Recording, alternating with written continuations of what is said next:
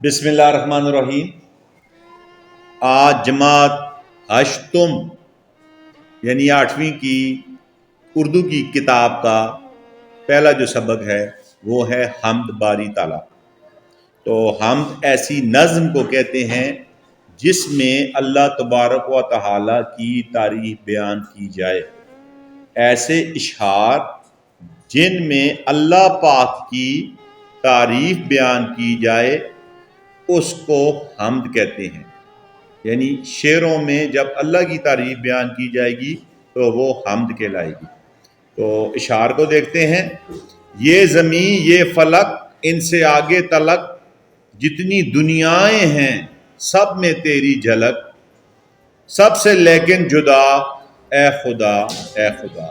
یہ زمین یعنی یہ جو زمین جس پہ ہم رہتے ہیں، اور یہ فلک اور یہ آسمان، اور اس کے علاوہ بھی جتنی بھی کہکشائیں ہیں، جتنے بھی سیارے ہیں، جتنے بھی ستارے ہیں، یہ سب ہمیں بتا رہے ہیں کہ ان کو پیدا کرنے والا کوئی نہ کوئی ہے، اور ان کو پیدا کرنے والی ایک ہی ہستی ہے جو کہ اللہ تبارک و تعالیٰ کی ہستی ہے۔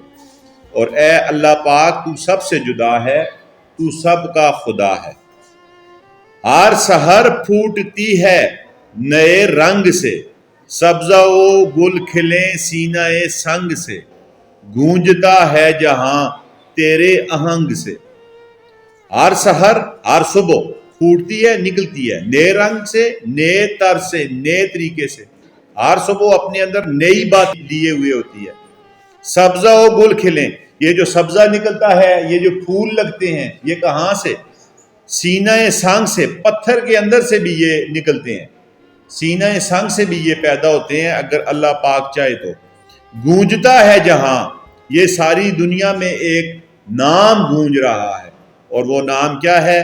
وہ اے اللہ پاک تیرے آہنگ کا نام ہے، تیری ذات کا نام ہے۔ جس نے کی جستجو، جس نے کوشش کی، مل گیا اس کو تو، اے اللہ تو اس کو ملتا ہے۔ کوشش کرنے والوں کو تو مل جاتا ہے، اور جو تیری کوشش نہیں کرتے انہیں تو نہیں ملتا۔ سب کا تو رہنما، سب کو سیدھی راستہ دکھانے والی ذات اے اللہ پاک تیری ہے۔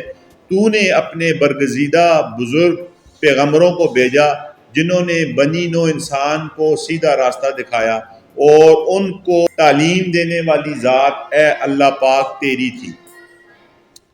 ہر ستارے میں آباد ہے ایک جہاں، چاند سورج تیری روشنی کے نشاں، پتھروں کو بھی تو نے عطا کی زباں۔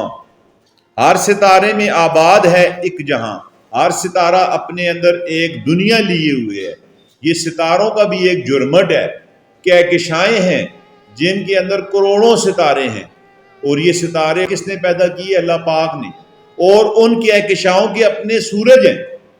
اس زمین کا تو ایک سورج ہے، وہاں ایک ایک کہکشاں کے 5 10 10 20 سورج بھی ہیں۔ تو یہ اتنے سورج، اتنی کہکشائیں، اتنے ستارے، اتنے سیارے کس نے پیدا کیے؟ تو اے اللہ یہ تو نے پیدا کیے۔ چاند سورج تیری روشنی کے نشان، یہ جو چاند کی روشنی ہے اور یہ جو سورج سے ہمیں کرنیں ملتی ہیں، یہ کیسے ملتی ہیں؟ یہ تیرا ہی بتاتی ہیں کہ ہمیں بھی کسی نے پیدا کیا ہے۔ پتھروں کو بھی تو نے عطا کی زباں، اور جب تو چاہتا ہے تو پتھر بھی بولنے لگ پڑتے ہیں۔ جس طرح کہ ہمیشہ سیدھے راستے پہ چلنے والوں کی اللہ پاک نے نصرت و رہنمائی کی، اور پتھروں نے، پہاڑوں نے، دریاؤں نے بھی ان لوگوں کا ساتھ دیا جنہوں نے کلمہ حق سر بلند کیا، اور جنہوں نے کلمہ حق کے لیے قربانیاں دی۔ جانور آدمی کر رہے ہیں سبھی، جانور زندہ رہنے والے چیزیں، اس میں جانور بھی آ جاتے ہیں، اور جانور کا مطلب یہ بھی ہوتا ہے جن کے اندر جان ہو، جن کے اندر سانس ہو۔ جانور آدمی کر رہے ہیں سبھی تیری حمد و ثنا اے خدا اے خدا۔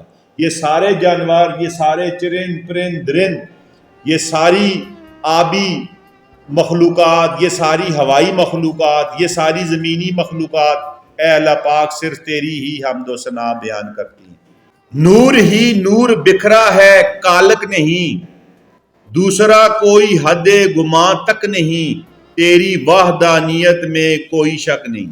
نور ہی نور ہے ہر طرف، کوئی اندھیرا نہیں ہے اور کوئی ایسی حد نہیں، کوئی ایسی آخری منزل نہیں جہاں پہ اے اللہ تبارک و تعالیٰ تو نہ ہو، اور تو وحدہ لا شریک ہے، تیرا نہ کوئی ہمسر ہے اور نہ کوئی تیرا برابر ہے۔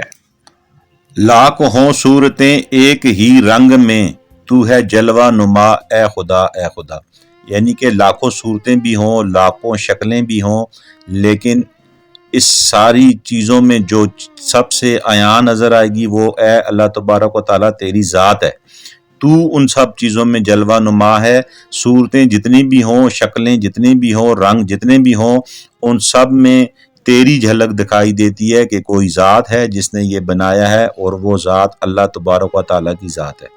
سونپ کر منصب آدمیت مجھے، تو نے بخشی ہے اپنی خلافت مجھے، شوق کے سجدہ بھی کر اب عنایت مجھے، یعنی کہ اے اللہ پاک تو نے مجھے آدمی بنایا، مجھے ایک منصب دیا، مجھے اپنی خلافت دی، اور اس کے بعد اب میں تجھ سے چاہتا ہوں کہ مجھے اپنے سامنے سجدہ کرنے کی طاقت بھی دے، عنایت بھی کر کہ میں تیرے سامنے سجدہ ریز ہو جاؤں۔ جس طرح تو نے مجھے بڑے منصب پر بٹھایا، مجھے اپنی خلافت بخشی، اب مجھے توفیق دے کہ میں تیرا شکر بجا لاؤں، میں تیرے سامنے ہر وقت سجدہ ریز رہوں۔ خم رہے میرا سر تیری دہلیز پر، ہے یہی التجا اے خدا اے خدا۔